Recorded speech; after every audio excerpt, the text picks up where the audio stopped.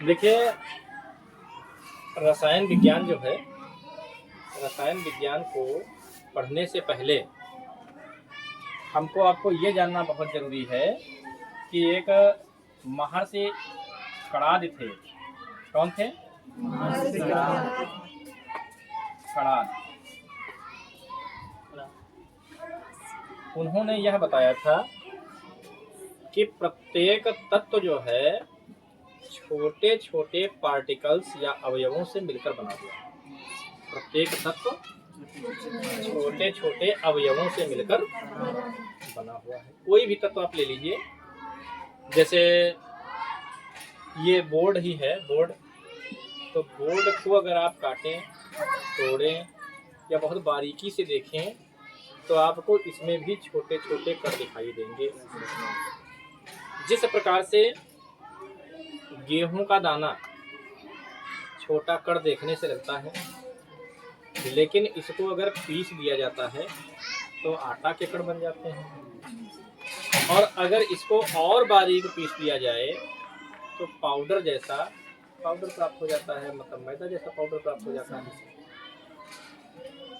तो पदार्थ को इतने छोटे कणों में हम तोड़ दें कि बाद में उसको तोड़ ना सकें, तोड़ ना सकें, तो उसे हम परमाणु कहते हैं। मतलब महर्षि कणाद ने बताया कि प्रत्येक तत्व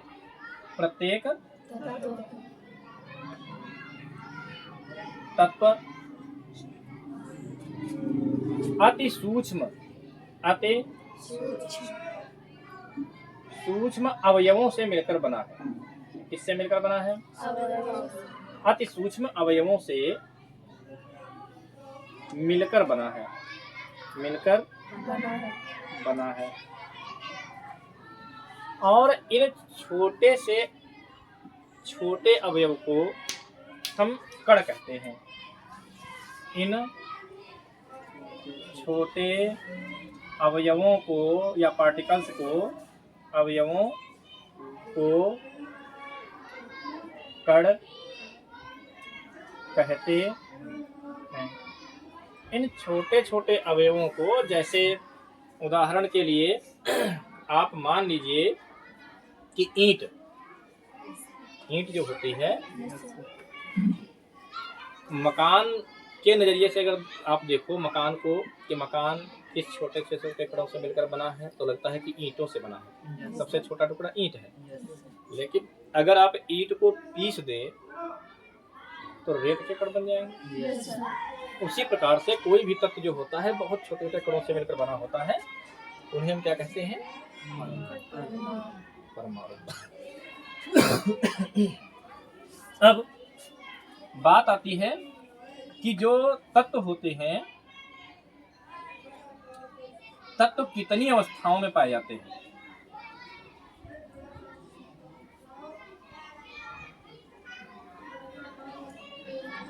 पदार्थ भी बोल सकते हो, पदार्थ या तत्व की अवस्थाएं। सामान्यतः तत्व जो होते हैं ये 3 प्रकार के पाए जाते हैं। 3 प्रकार की इसकी अवस्थाएं पाई जाती हैं, लेकिन इसकी चौथी अवस्था भी होती है जिसे हम प्लाज्मा कहते हैं। ठीक है, लेकिन हमें विस्तार से जो अध्ययन करना है कणों के बारे में, उसमें ठोस, द्रव और गैस के बारे में करना है। पदार्थ की अवस्थाएं हमें जब पढ़नी है तो पदार्थ की कितनी अवस्थाएं होती हैं? पदार्थ की 3 अवस्थाएं होती हैं।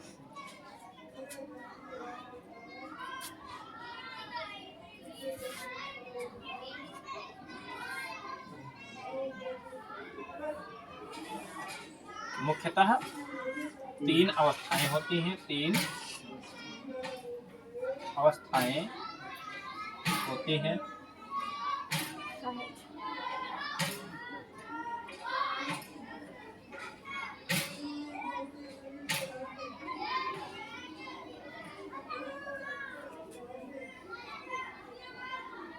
जो निम्नलिखित हैं।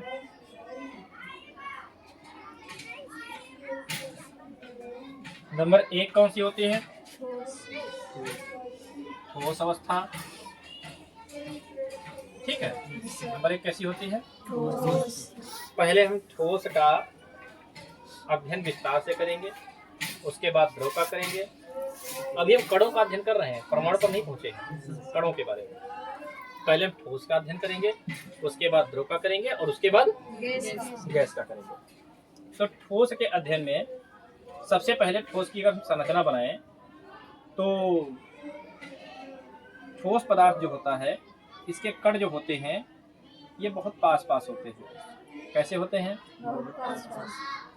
बहुत पास पास होते हैं। और जब ये बहुत ज़्यादा पास पास होते हैं तो इनके बीच आकर्षण बल बहुत ज़्यादा होता है। क्या होता है?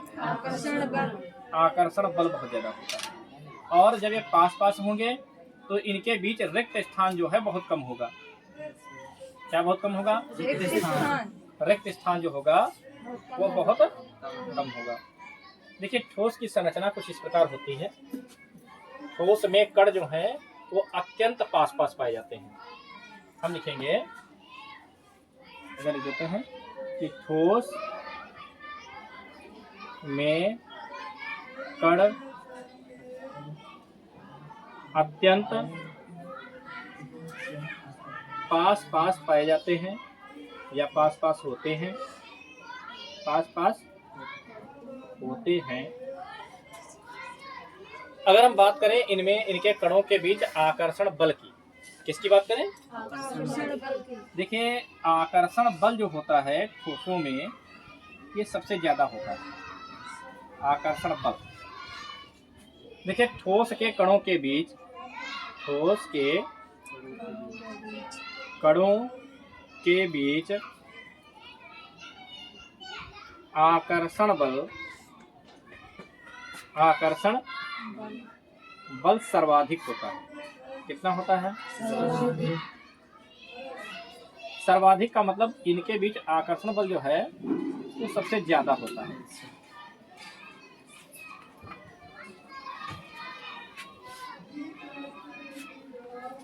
आकर्षण बल सर्वाधिक होता है, कहने का मतलब ये है कि एक कण जो है दूसरे कण के इतने नजदीक होता है कि ये एक दूसरे से बहुत मजबूती से बंधे होते हैं।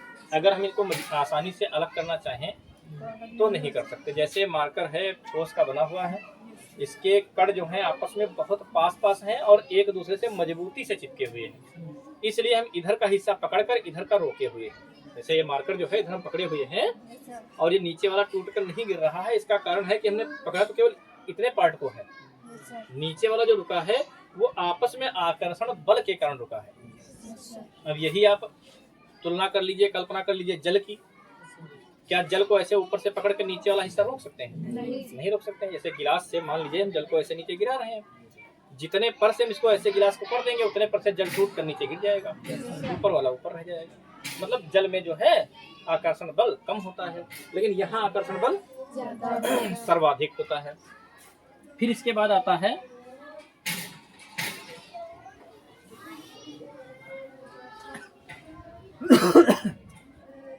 कणों के बीच रिक्त स्थान।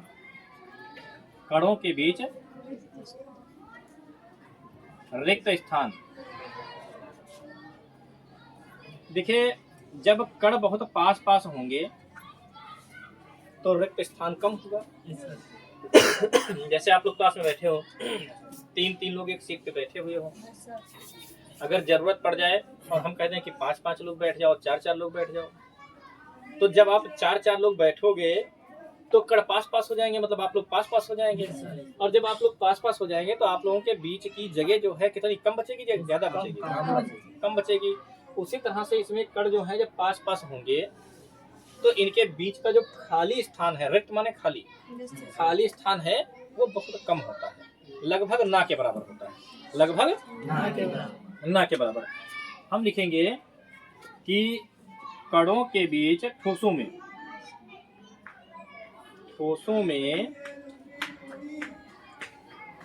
कणों के बीच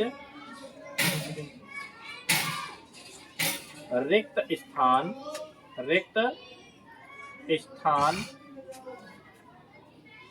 ना के बराबर होता है, मतलब नगण्य होता है। स्थान नगण्य, या लिख दो ना के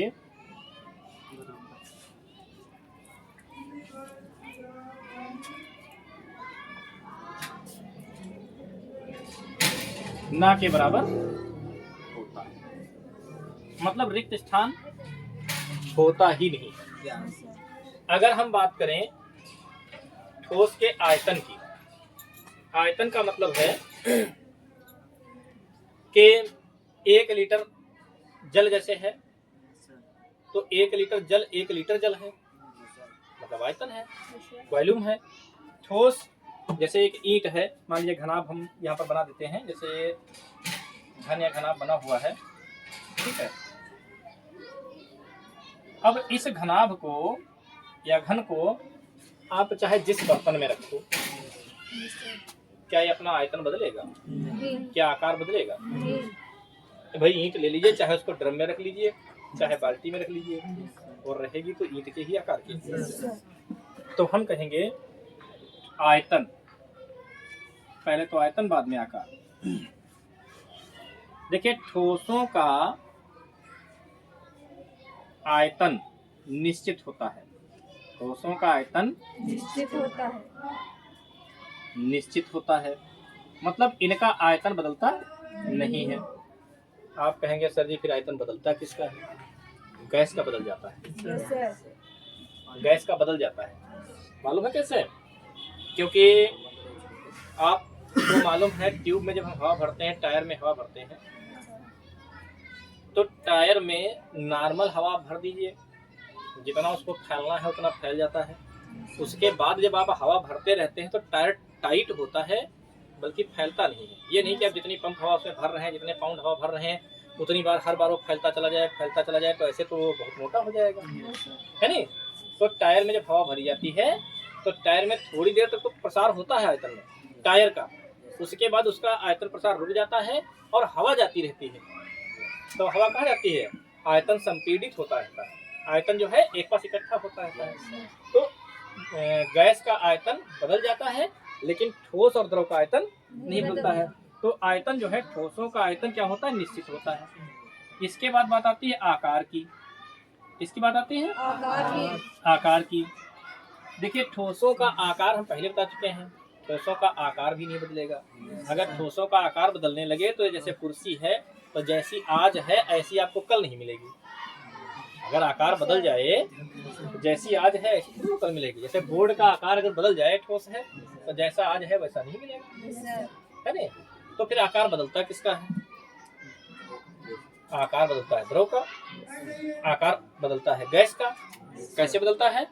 देखिए जब आप द्रव को किसी पॉलीथीन में ले लीजिए, झिल्ली में ले लीजिए, दूध ले लीजिए, पानी ले लीजिए, पेट्रोल ले लीजिए, उसको आप जिस बर्तन में रख दोगे, आप ऐसे रख दीजिए, मान लीजिए टेबल पे रख दीजिए, तो ऐसे फैल जाएगा। आप दूसरी तरफ से ऐसे हल्का सा सहारा लगाइए, दूसरी तरफ को फैल जाएगा। मतलब वो आकार अपना हर बार बदलेगा। अगर आप द्रव को, मतलब द्रव को, पानी को, पेट्रोल को, दूध को गिलास में रखो तो गिलास जैसा बन जाएगा, कटोरी में रखो कटोरी जैसा बन जाएगा। उसका आकार जो है निश्चित नहीं होता है। लेकिन ठोस का आकार क्या होता है? निश्चित होता है। तो ठोस का आकार निश्चित होता है। ठोस का आकार कैसा होता है? निश्चित होता है। ठीक है नहीं? ठीक है भैया। ठोस का आकार, आयतन निश्चित होता है। इसके कणों के बीच आकर्षण बल अधिक होता है। इसके कणों के बीच रिक्त स्थान, मतलब स्पेस, खाली जगह लगभग ना के बराबर होती है। क्या आप इस चीज को बढ़िया समझ पाए हैं? तो इस प्रकार से ठोस की संरचना होती है। आकर्षण बल का मतलब हमने पहले बता दिया है कि आप ईंट को तोड़ना चाहो तो ईंट को तोड़कर आसानी से अलग नहीं कर सकते। क्यों? क्योंकि उनके अड़ जो होते हैं आपस में बहुत मजबूती से बंधे होते हैं, ठीक है, बहुत ज्यादा आकर्षित होते हैं। इसीलिए ठोस जो है ये आकार जो है निश्चित होता है। अगर जो मजबूती से न बंधे होते तो इसका आकार कैसा होता? अनिश्चित होता। कैसा होता है? अनिश्चित होता। अच्छा, ठोस के बाद दूसरी अवस्था जो आती है वो क्या आती है? वो आती है द्रव। ठीक है। तो द्रव जो होता है, द्रव ठोस की तुलना में थोड़ा सा इसके कण जो है दूर दूर होते हैं। ठोस की तुलना में कैसे होते हैं? दूर दूर। जैसे मान लीजिए हमने द्रव की संरचना बनाई है, ठीक है, तो इसके कण जो हैं ठोस की अपेक्षा थोड़ा दूर दूर होंगे, ऐसे इसके कण होते हैं। जब कण दूर दूर हो जाएंगे तो इनका आकर्षण बल कम हो जाएगा। जैसे आज सभी आप लोग एक क्लास में पढ़ते हो, एक पास बैठते हो, तो आप लोगों के बीच में आकर्षण बल अधिक है, मित्रता है। कल को आप लोग काम करने लगोगे, अपना अपना 12 पास हो जाओगे, कोई नौकरी करेगा, कोई कुछ करेगा, तो वहाँ पर आपकी मित्रता कम पड़ जाती है। जब तक आप यहाँ पढ़ रहे हो तब तक इस माहौल में हो। लड़के पास होने के बाद चले जाते हैं, फिर कोई कहीं चला गया पढ़ने, कोई कहीं चला गया पढ़ने, तो उनकी मित्रता धीरे धीरे उसी प्रकार से कम पड़ जाती है। तो जब कण जो है थोड़े दूर दूर हो जाएंगे तो इनमें आकर्षण बल भी थोड़ा सा कम हो जाएगा और बीच की दूरी बढ़ जाएगी, है नहीं। तो हम नंबर 1 क्या लिखेंगे भैया कि ठोसों के कण नहीं, ठोसों के नहीं, द्रव के कण ठोस की तुलना में, किसकी तुलना में? ठोस की तुलना में दूर दूर होते हैं।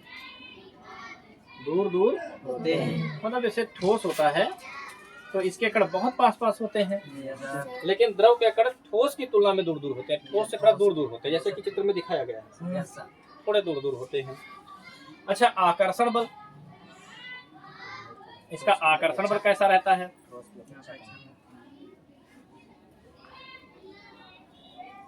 आकर्षण बल जो होता है वो ठोस की अपेक्षा कैसा होता है? आकर्षण बल ठोस की तुलना में कम होता है। कैसा होता है? कम होता है। हम लिखेंगे द्रवों के कणों के बीच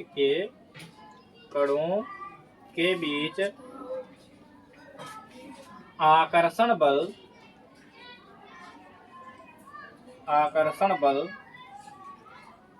ठोसों की तुलना में कम होता है। कैसा होता है? कम होता है। ठीक है नहीं? ठीक है। अच्छा, कणों के बीच रिक्त स्थान, कणों के बीच रिक्त स्थान, तो कणों के बीच जो रिक्त स्थान होते हैं ये भैया द्रवों के कणों के बीच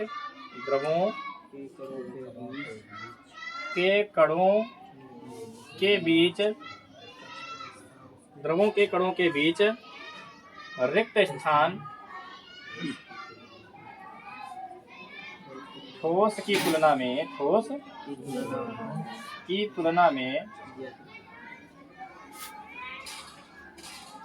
अधिक होता है। ठोस की तुलना में अधिक होता है। मतलब रिक्त स्थान जो है, इन दोनों कणों के बीच की दूरी देखो आप, और इन दोनों कणों के बीच की दूरी देखो, तो इसमें दूरी ज्यादा होती है, रिक्त स्थान ज्यादा होता है, मतलब खाली जगह अधिक होती है। अगर हम बात करें आयतन की, आयतन, तो देखिए द्रवों का आयतन जो होता है ये कैसा होता है? निश्चित होता है। कैसा होता है? निश्चित होता है। क्यों निश्चित होता है? क्योंकि आपको मालूम है कि 1 लीटर आप पेट्रोल अगर खरीदिए तो उसको चाहे लीटर से नापो, चाहे एक मेजर होता है पेट्रोल पंप पर नापने के लिए, मेन पैमाना, उससे आप नापो, आएगा तो 1 लीटर ही।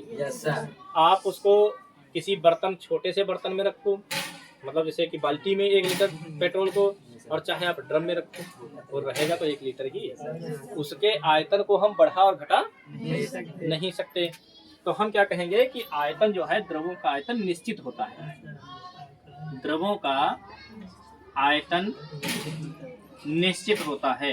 क्या होता है? निश्चित होता है। द्रवों का आयतन कैसा होता है? निश्चित होता है। अच्छा, द्रवों का आयतन जो निश्चित होता है, लेकिन अगर बात आए आकार की, तो आकार कैसा होता है? आकार जो है अनिश्चित होता है। क्यों?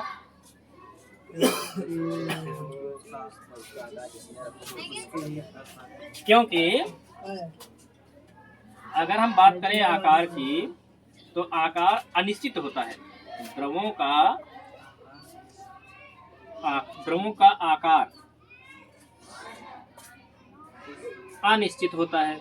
क्यों अनिश्चित होता है?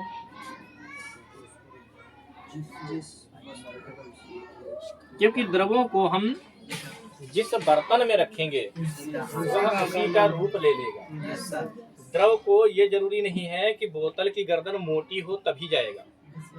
भाई जैसे ठोस अगर आप डालना चाहते हैं तो कोई बोतल है, उसकी गर्दन थोड़ी पतली है और नीचे जगह पर्याप्त है। जैसे मान लीजिए पानी वाली बोतल होती है आरओ वाली, इसमें आप ईंट डालना चाहें तो क्या चली जाएगी? क्यों नहीं जाएगी? क्योंकि ईंट अपना आकार नहीं बदल सकती। नीचे तो जगह पर्याप्त बोतल में है, लेकिन ऊपर से जाएगी कैसे? लेकिन द्रव जो है, चाहे जितना पतला उसका मुंह हो बोतल का, नीचे जितनी ज्यादा जगह होगी उतना ज्यादा पानी आप डाल सकते हैं। क्यों? क्योंकि द्रव जो है अपना आकार बदल लेता है। इसके अलावा आप अगर चाहें कि द्रव का आकार कैसा होता है, तो एक गिलास पानी को आप कटोरी में रख के फ्रीजर में लगा दो, वो बर्फ बन जाएगा। आप बर्फ निकाल कर देखो, जैसी बर्फ होगी वैसे तो पानी कटोरी में था, है नहीं? और अगर आप उसी जल को गिलास में करके लगा दो तो गिलास के आकार की बर्फ बन जाएगी। तो मतलब जल को जब आप गिलास में रखोगे तो गिलास के रूप का, और जब आप रखोगे उसको कटोरी में तो कटोरी के रूप का ले लेता है आकार। तो आकार इसका कैसे होता है? अनिश्चित होता है। अच्छा, ठोस हो गई, द्रव हो गया। इसके बाद बचता क्या है? गैस। तो चलिए अब गैस के बारे में बात करते हैं।